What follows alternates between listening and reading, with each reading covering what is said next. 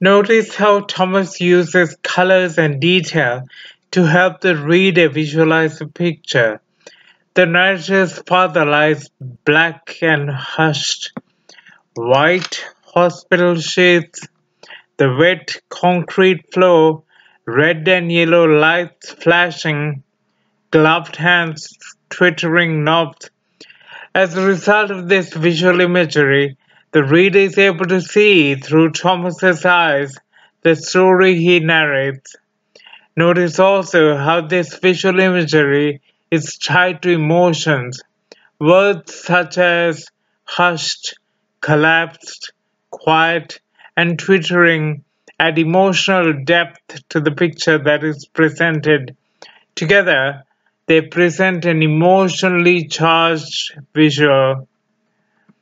Let's now look at the sense of sound. Imagery that relates to the sense of sound is referred to as auditory imagery. This is a passage from Rod Serling's The Fever. Flora left Franklin's side and went to the one-armed bandits spread along the whole side of the room. From where she stood, it looked like a forest of arms yanking down levers. There was a continuous clack, clack, clack of levers, then a click, click, click of tumblers coming up. Following this was a metallic proof, sometimes followed by the clatter of silver dollars coming down through the funnel to land with a happy smash in the coin receptacle at the bottom of the machine. Notice the use of words like yanking, clack, click, metallic, and smash. When you read this passage, you are able to hear the sounds, which contributes to your ability to live the experience being conveyed. Forming of words that resemble the sound being referred to is called onomatopoeia. This figure of speech is commonly used in poetry, but it can be used in prose as well. Sounds are also very closely linked to emotions. If you remember the example from Stopping by the Woods on a Snowy Evening, phrases like easy wind and downy flake communicate the peace and solitude associated with the visual frost creates. Let me now give an example of how writers appeal to the sense of smell. This type of imagery is known as olfactory imagery. This is taken from A Map of the World by Jane Hamilton. I lay still and took another minute to smell. I smelled the warm, sweet, all-pervasive smell of silage, as well as the sour, dirty laundry spilling over the basket in the hall. I could pick out the acrid smell of Claire's drenched diaper, her sweaty feet, and her hair crusted with sand. The heat compounded smells double the fragrance. Smells, as you know, are strongly tied to memories. When you open an old book, for instance, you get instantly transported to a different time of your life. That is exactly what writers do by using olfactory imagery. Next type of imagery I want to address is called tactile imagery, which refers to the sense of touch.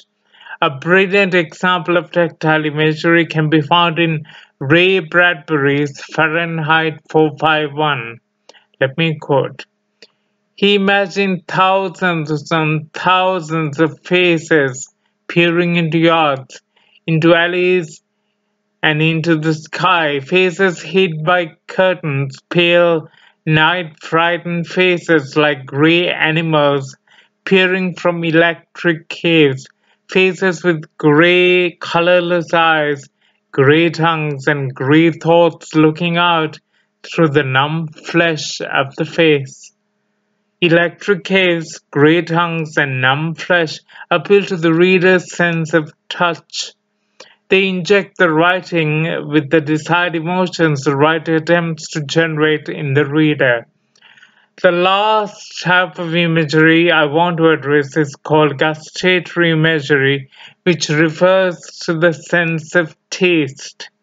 This type of imagery is not as common as the other kinds. When writers employ gustatory imagery, they usually do not spend many paragraphs as in the case of the other kinds. A good example is William Carlos Williams' "This is just to say, I have eaten the plums that were in the icebox, and which you were probably saving for breakfast. Forgive me, they were delicious, so sweet, and so cold." Notice words like delicious, sweet, and cold that attach emotions to the plums. They're delicious and sweet, but they're also cold. As I have pointed out, using sensory language can help the reader not just visualize but hear, smell, taste, and feel what is being written about. Imagery is closely tied to emotions, and by using sensory language, writers can generate emotions in the reader. A piece of writing with strong imagery is that much stronger.